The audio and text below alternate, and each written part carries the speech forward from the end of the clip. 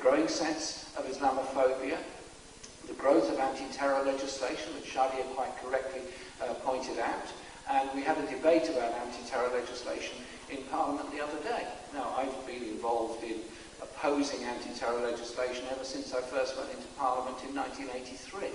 That we now had the Prevention of Terrorism Act. It was utterly mild compared to all the stuff we've got now. I mean, I was very against it, I have to say, but compared to what we have now, I'd readily swap what we've got now for the Prevention of Terrorism Act.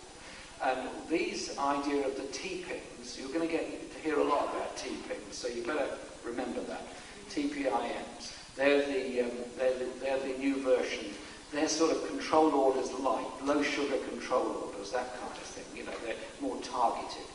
But the principle is exactly the same, that the power is vested in the Home Secretary of executive control over the liberty of an individual, to place them under house arrest, to place them under control, or if they're foreign nationals, to detain them indefinitely under immigration law.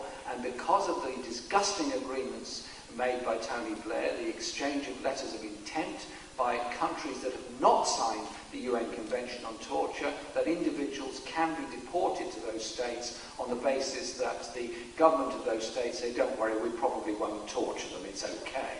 And so these control orders are very, very dangerous, not just because they are control orders, but because what accompanies them is executive power to administer, to override the legal system, and where there is a legal system, such as the Special Immigration Appeals Courts, they are something worthy of Franz Kafka, in that the individual who's brought before the court doesn't know the evidence against them. The barrister who's representing the individual is allowed to know the general case against them, but isn't allowed to reveal it to his or her client. And the judge is the only one that fully understands the whole case, and of course the prosecution.